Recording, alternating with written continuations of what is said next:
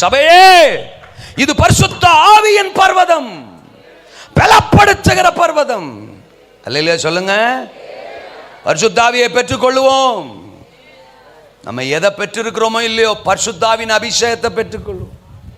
இன்னைக்கு சபைகள் பரிசுத்த ஆவியானவருக்கு முக்கியத்துவம் கொடுக்கறதுல குறைஞ்சிட்டு. எல்லாரும் எழுப்பி நிற்போம். பிரசங்கம் முடியல, தோதரா.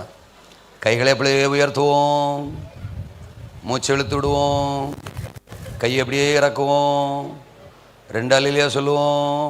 ஸ்லோவா ஸ்லோவா சொல்லுவோம். ஆராதனை முடிந்தது, செல்லுவோம். புரியுதுங்களா? டீசன்ட் வர்ஷிப்பு. அதில் எனக்கு நிறைய பெரிய போச்சு. என் அப்பா அம்மா காலம் வாழ்க, என் பிதாக்கள் காலம் வாழ்க, அவங்க காலத்தில் நாங்கள் ரட்சிக்கப்பட்டதுனால சந்தோஷம்.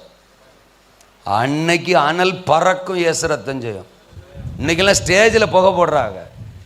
அன்னைக்கெல்லாம் கீழே புகை கிளம்பும், சர்ச்சுக்குள்ளே புகை கிளம்பும். என்ன புகை? சாணி புகை. வெள்ளிக்கிழமை தான் முழுகிட்டு போயிருப்பாங்க. நாங்கள் ஞாயிற்றுக்கிழமை முழங்காலே ஆவியில் நிரம்பி அந்நிவாச பேசி அந்த சாணியெல்லாம் சீச்சி விட்டுருவோம். தோத்திரம். அப்படி சாணி புகையாக கிளம்பி தலையில், புருவத்தில், மீசையெல்லாம் ஒட்டிடும். ஆறான முடிச்சுட்டு முன்னாடி இருக்கிற ஆளை பார்த்தா, யாரியா நீ? தோத்திரம். வேறு மனுஷனாவாய். தோத்திரம். அப்படி ஆறான பண்ணுவோம், அப்படி அந்நிவாச பேசுவோம். நாங்களும் நிரம்புவோம், ட்ரம்மும் நிரம்புவோம். தோத்திரம். இந்த ட்ரம் அடிக்கிற ஆளும் நிரம்புவார். 3 வாரத்துக்கு ஒருக்கா ட்ரம்மு கிழிஞ்சிரும், இயேசு ரத்தம் செய்யும். அப்படி நாங்கள் ஆராதிப்போம். நாங்கள் ஆராய்ச்சிட்டே இருக்கும்போது எங்கள் பக்கத்தில் இன்னொன்று ஆடிக்கிட்டே இருக்கும். அது என்னென்னு பார்த்தா பேய். தோத்திரம். அது ஆரம்பிக்கும் போது வந்திருக்காது, அது அப்போ தான் வந்திருக்கும். தோத்திரம். நாங்கள் இங்கே ஆராய்ச்சிட்டு இருப்போம், எங்கேயோ கிடந்து பேய் அலறிக்கிட்டா வா அப்படின்னு ஒடியாரோம். எங்கள் ஆரான சத்தத்தை, பாட்டி சத்தத்தை கேட்டுட்டு. என்ன பேச்ச காணோம்?